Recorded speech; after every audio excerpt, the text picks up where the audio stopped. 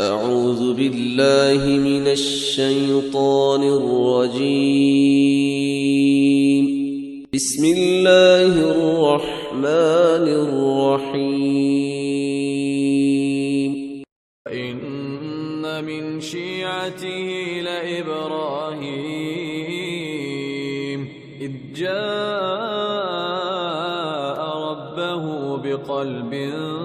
سليم إذ قال لأبيه وقومه ماذا تعبدون أئفكا آلهة دون الله تريدون فما ظنكم برب العالمين فنظر نظرة في النجوم فقال إني سقيم فتولى عنه مدبرين فراغ إلى آلهتهم فقال ألا تأكلون ما لكم لا تنطقون فراغ عليهم ضربا باليمين فأقبلوا إليه يزفون قال أتعبدون ما تنحتون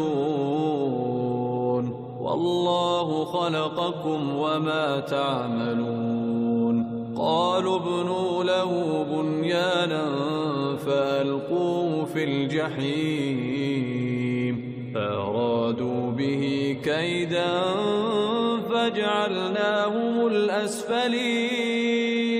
وقال إني ذاهب إلى ربي سيهدين رب هب لي من الصالحين فبشرناه بغلام حليم فلما بلغ معه السعي قال يا بني إني أرى في المنام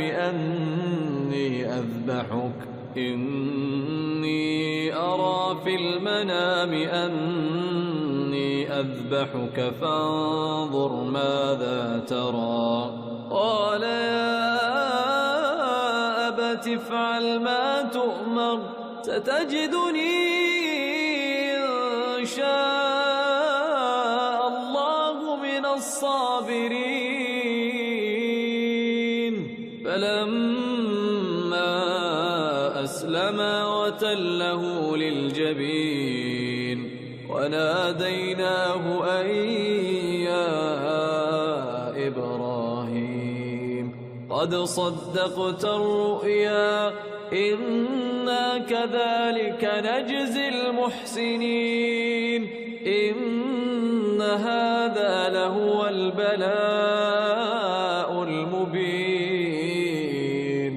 وفديناه بذبح عظيم وتركنا عليه في الآخرين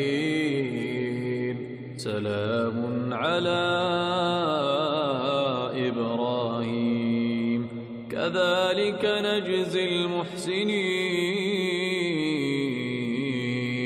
إنه من عبادنا المؤمنين